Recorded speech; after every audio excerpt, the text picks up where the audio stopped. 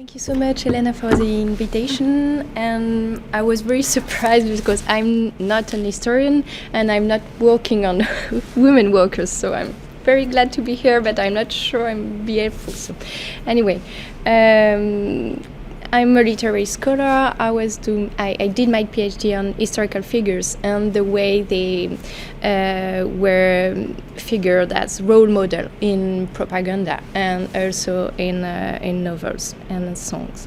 And now I'm working on a book on socialist Guinea, and with two sides, the propaganda, poems, songs, theaters, and also a huge set of private archives and what people are saying for themselves. And of course, that's not the same thing.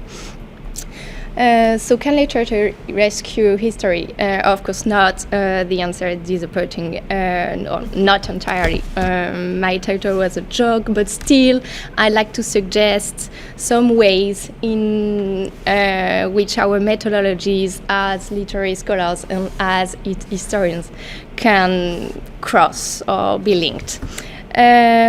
So of course this text is exploratory and really work in progress for me, so thank you again for the invitation. This text is based on several literary objects that trace forgotten trajectories or invisibilized trajectories of women, and mainly maybe second wives within the hierarchy, first wives and second wives. I will try just to put and traces trajectories of second wives. Theatre, songs, novel, private archives will be mobilized. It's not working.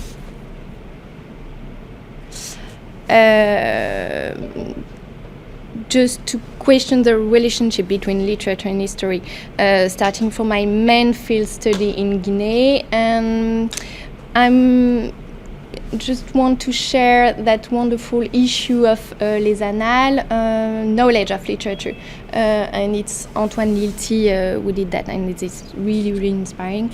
And the other text I wanted to share is, of course, Stephanie Newell and her last book, especially newsprint literature and local literary creativity in West Africa.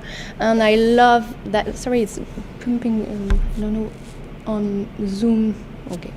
Anyway, that concept of local literary creativity, she's working on Nigeria, but this is perfect for Conakry.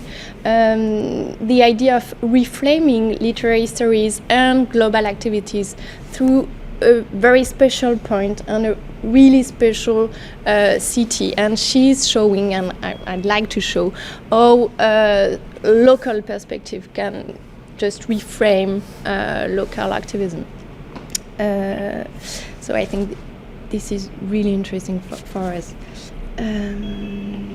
I'm working on literature in a socialist country and trying to weave different kind of texts and archives, press, theatre, songs, private poetry, and of course edited literature, but that's easier.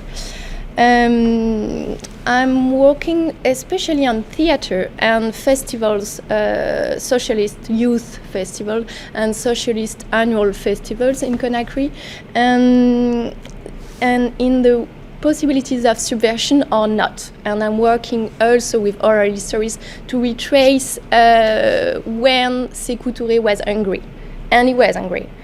He was looking every place, and sometimes he was really angry, and people reminded and why he was angry, and why that historical plays in particular, on why this social play in particular was making him mad. And this was really interesting to retrace the way censors had cut the plays in the newspaper, and people just can quote a whole scene that was cut in the newspapers. But we can talk about it later because it's not on labor, but it's mainly on historical plays and the way history of Guinea and history of resistance is interpreted. So I'm working with two sides: official literature propaganda and private archives. Mainly at the National Archives of Guinea, a lot in the main university, Archives de l'Institut Polytechnique Gamal Abdel Nasser, and for newspapers, of course, Oroya and Oroya Hebdo. Unfortunately, after the coup 3 years ago, there was a fire in the archives of the newspaper.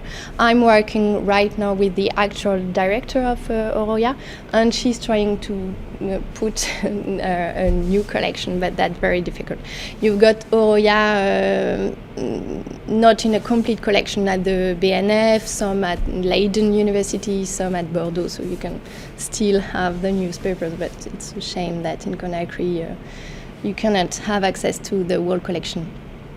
And main part of my activity is try to convince people and family to let me enter and see their archives, and mainly the archives of Djibril Tamsirnian are huge for me because he was an historian, he was a novelist, and he was also the first free independent publisher in the 19th. So he received a lot of manuscripts and a lot of novels and poems and songs, and most of them remain unpublished. So for me it's really important to retrace the everyday life of people in their manuscripts.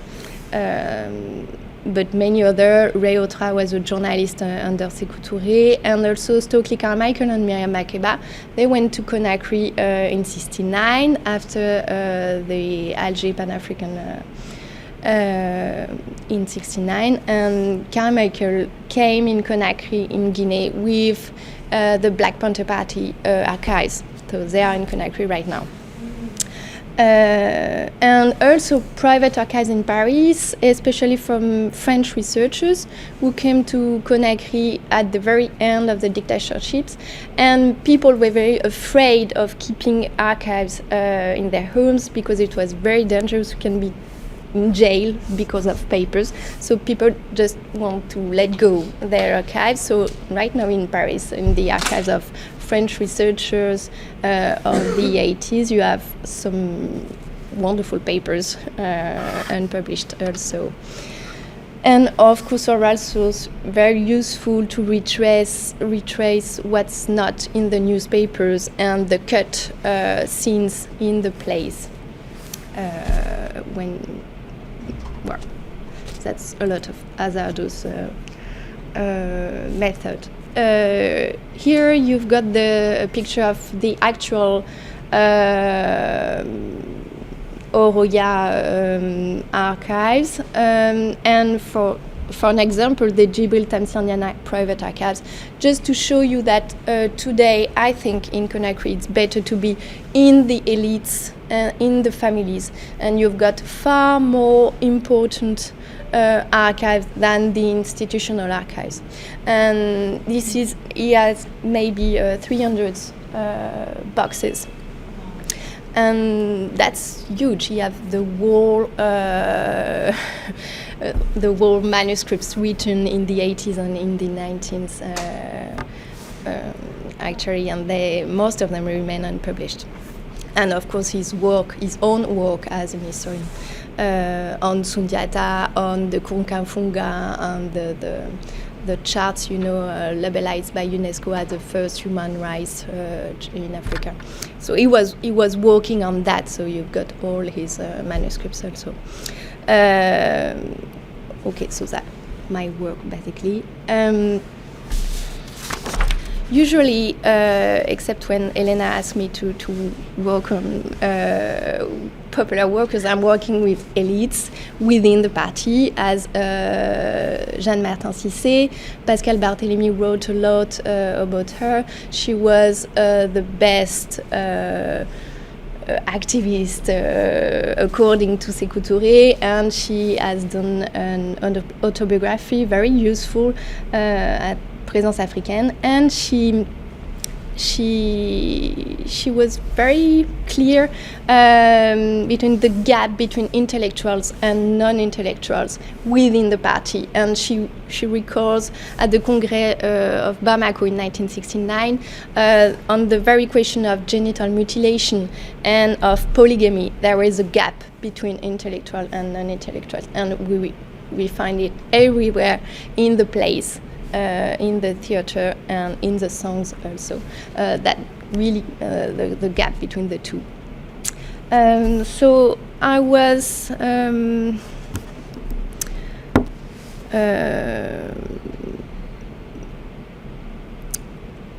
working on the two sides of the propaganda and what people are saying in their own, and when reading again newspaper for you, Elena, women were everywhere, but at the same time they were nowhere. The PDG, Parti démocratique de Guinée, was saturating the discursive space with women. You got dozens of covers on women, but as you said, Emma, they were collective, except for a few figures, heroines.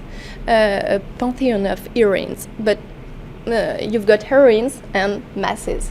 So I will just show you some of the covers, and then I will show you some of the plays on women, just to show you the ideal activists according to the party, and also the reverse model, the bad woman. You can find also in the plays.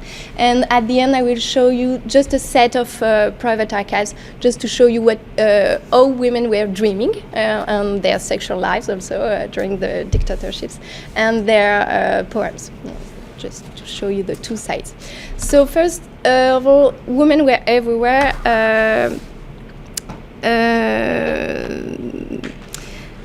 We have the paradoxical impression that women were everywhere and nowhere. Many front pages of Aurea are devoted to women. So this is, I love that picture of the woman on her tractor and with a machine gun. But there were no liberation struggle in Guinea. Guinea was the first, francophone country to be independent in 1958, 2 years before the two others. But Amilcar Cabral was in Conakry, and there were some links between the two. And this image of the armed woman was widespread in Guinea at that time. So I love that picture because it says a lot about the imagination of the liberation struggle in Guinea, and how Sékou Touré is trying to build the same imaginary ideal as Amilcar Cabral at that time. But just that cover to say also that maybe we have to blur frontiers between rural and urbans, because in Guinea a lot of market women were peasants and were going to the markets and to town 1 day a week. So you can find also that in the newspapers. And also small enterprises were banned, so you can't find women with small enterprises in Guinea at that time because it was not authorized. You have also one small, really small newspaper called La Militante, devoted to women activism. But that's, again, like you said, really small, and it not covers the 20 years of the PDG. You can also find that kind of cover, La femme dans la production, and you have example of comrades, Nénégalais, controlling the pressure from juices and that kind of covers. Also masses, a lot of covers with masses, and when they are individual, you can see the police and the feminine section of the police were really important. I will show you after that at Les Amazones de Guinée. They are a music group of the police, and they were the most well-known music group in Guinea. And that was the feminine section of the army. Chemists also, and merchants there, and the same tractor on the top. That one is interesting too, the portrayal of Sékou Touré and a mass of men and women armed, unless there were no struggle, but that the imaginary struggle against capitalism and against France, of course. You can find the same in the songs. I just want to show you a very, very, very short, I swear, excerpt of the Bembaya Jazz National. It's 30 minutes, so it's very long, both in Malinké and in the French.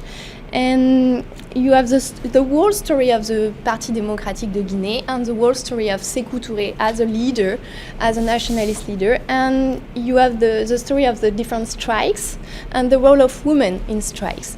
And in that, I just translated later, you have an adequation between the legislation on labor and the equality of men and women. And just after that, you have a presentation of two heroines, Mafori Bangoura, which was presenting at the best activist after Jeanne Martin Cissé, and Balia Makamara, who was a martyr. She died in 1955, and she was the best heroine just also because she was dead. So she was she was perfect for heroization. I just want to let you hear that. Just to give you an idea.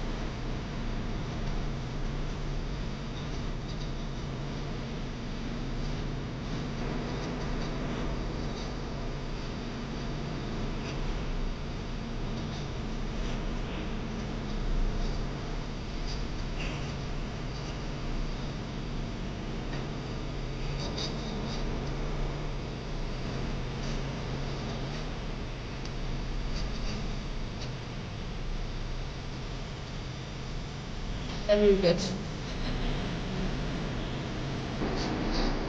Okay, it lasts for a long time.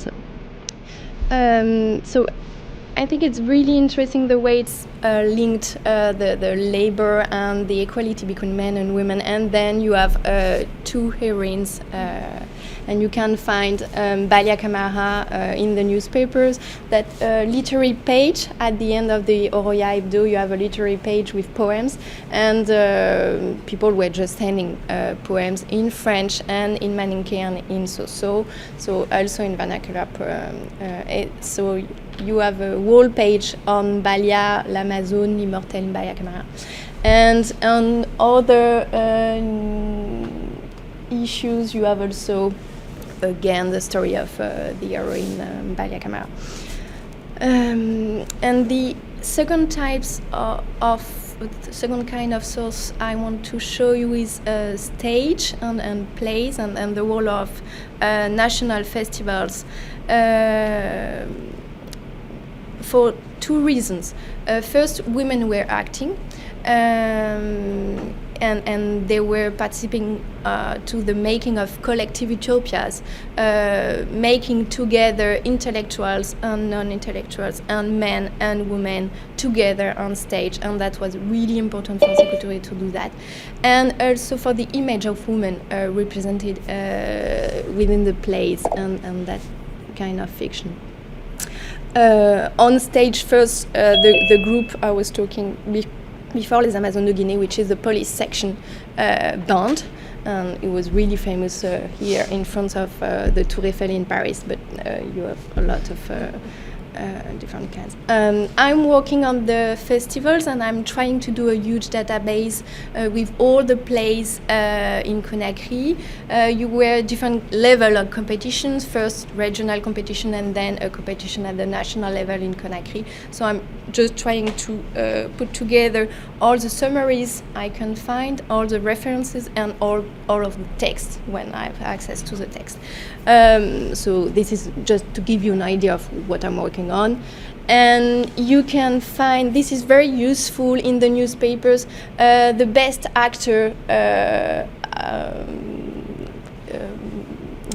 the best actors, and you have women, and you have also their profession.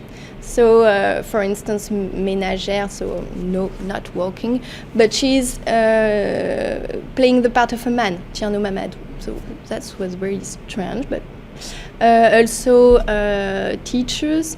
And I just put the sentence of Nene Calicandeto. He was a journalist and also an intellectual, and he wrote plays. And he say, not only do girls and boys fraternize without complexes, but the intellectual is the partner of the worker and the peasant. And really, it was a utopia by Sékou Touré himself. You can see also at the Régie, stage manager, is that correct? Midwives. And she was sent to Lagos for the Festac in 1966. And also other midwives there, student midwives. So you can see comptable, employés, students. So you can see a very large rank of professions for women. And this was in private archives, and this is a play I love called Aube Sanglante, and it's a story of Tiaroy, the massacre of Tiaroy. And she was the play was performed in Lagos, and the Senegalese diplomats just left just because it was an accusation of Senghor and an accusation of Senegal, and this is really important. And there were 70 people on scene, on the stage, so it was a huge production. So that pictures in Oroya Hebdo, you had a lot of pictures and very beautiful pictures, so you got an idea of the way the festival were with delegation of just around the country. And this is very precious for me. This is a mémoire de fin d'études, so examination in linguistics. And in the 70s, the students had to do the transcription from Maninka to French, and in Maninka of the plays of the festivals. So this is very useful for me. So I have the whole texts and the transcription in both languages. And in Retour aux sources, Ouankara, in Soso, you've got very striking play. The plot is Fatou is the second wife of Bangoura, who married the French literate Aminata on the first marriage, and the first wife makes fun of Fatou illiteracy, and the second wife, Fatou, takes revenge by taking evening classes provided by the party and becoming literate in Soso. So at the end, a letter is arriving in the home in Soso from the party, and Fatou can read it, whereas Bangora and Aminata were unable just to decipher it.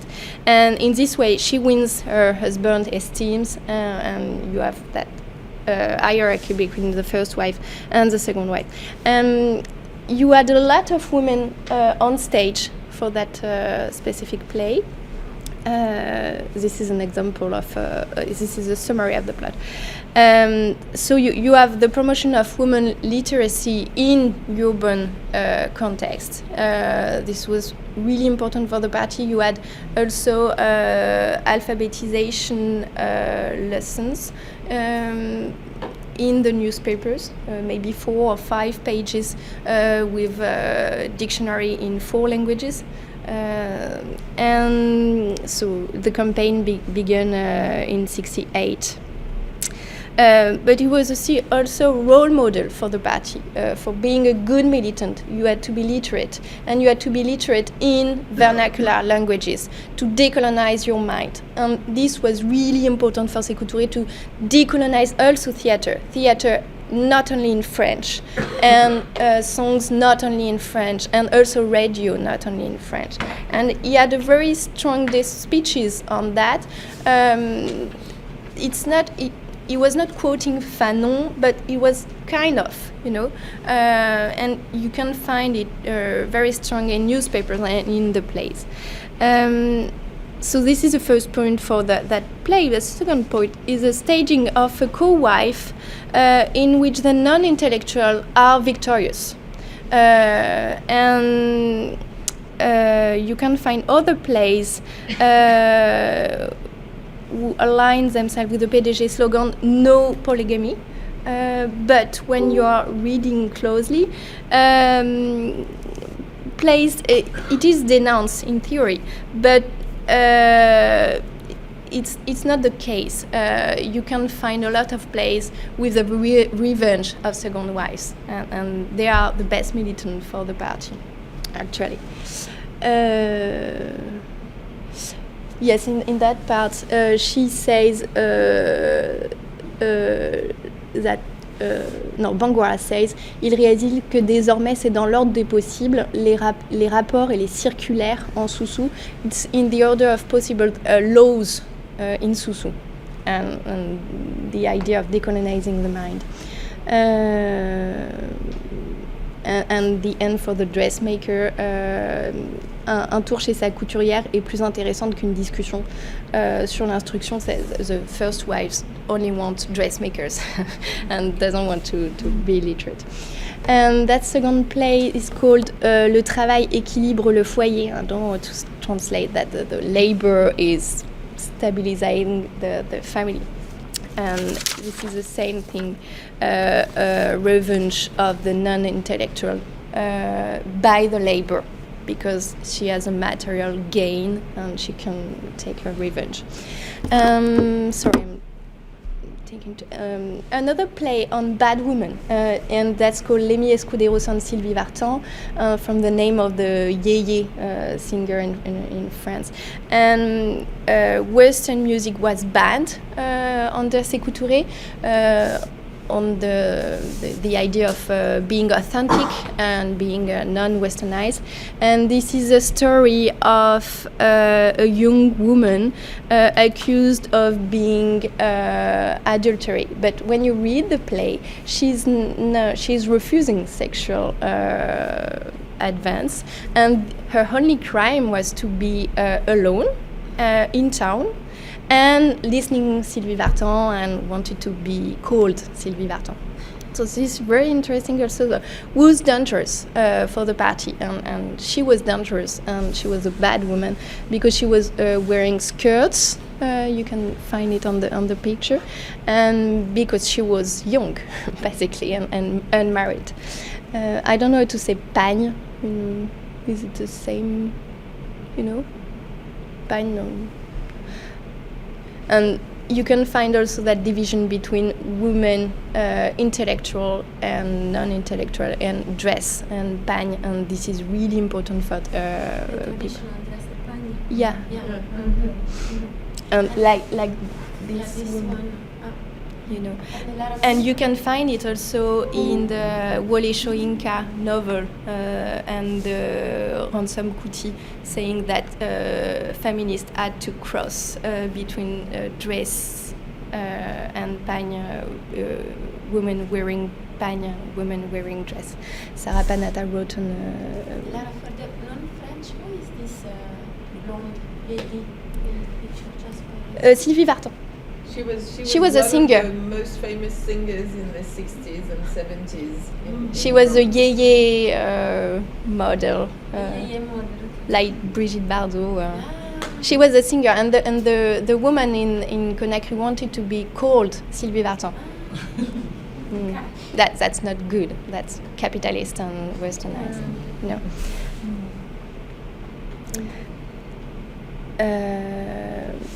So I'm going to be quick for private archives, but just to give you a glimpse. In the Gibraltarian archives, I can find a text called Une femme de la 5e colonne, so the 5th column. I don't know if you know that the people were accused of being capitalist. Okay, so Une femme de la 5e colonne, it's anonymous, but I'm sure it's Gillette Boucolon, who is a sister of Maryse Condé. She married a Guinean who became a diplomat, and he was killed by Sékou Touré, like many other people. And she had done a biography which remained unpublished. And you have, and this is very useful for the everyday life in Conakry at that time. And I just put that image for you on the dressmaker, and she was just saying that her husband had a huge reception and she wanted to have a good dress, and good dress were made by Haitians, and the best dress in Conakry was made by strangers actually, and Haitians dressmakers. And so she said, je l'y accompagne vêtue avec goût par une couturière haïtienne de mes amis, femme d'un médecin expert. And between brackets, toutes les Haïtiennes résidant à Conakry sont d'excellentes couturières. All the Haitians in Conakry are the best. So I don't know if you can help, but you know that kind of private novels biographies can give you the insight of where people were living. And the very last, I swear, this is Fatima Bari, and I have a lot of dreams and poems for women I don't know, from private archives of French researcher Bernard Moralis, who went to Guinea in 1985 and 86 at the death of Sékou Touré, and this was a moment where the university wanted to reframe masters and PhD curricula, and that people were really afraid of keeping archives, so he just kept a lot of papers, but he didn't do anything with that. And you have a huge envelope with dozens of poems of that woman. And she's a pharmacist, she studied in Romania, and she had a lot of love poems, writing feminine orgasm, feminine love. She's complaining of her regular adultery, saying, oh no, yet again. And also kind of poems on love with women. So that really striking. And under the middle of that poems, you have some poems evoking the political violence, just to give you an idea of how people were living the executions and the public execution. And that poem dated of 1971 is referring to a very precise plot and a precise massive execution in the streets. And usually people were killed in concentration camp in Conakry, Cambaro, but in 71 you had a massive execution in the streets, and you had no notes on that in newspapers. Like you said, you can find that kind of information in the newspaper. And she's writing about the hanged man and what you feel when you see a hanged man in the street, and on the basketball backboards. And this is really I don't know, just to show the importance of intimacy and emotions when you're working on authoritative regimes and the way people were dealing with it. Okay, so that just in conclusion, I just wanted to quote Wole Soyinka, but I don't have time. But Sarah Panata just showed that Wole Soyinka were witnessing the revolt of women in Nigeria. And so that was the songs. And Ransom Kuti making a discourse in Yoruba, wearing pagne and not dress. You have that kind of crossing between feminists in skirts and dress and with pagne, which is, but that's an excursion. So thank you very much.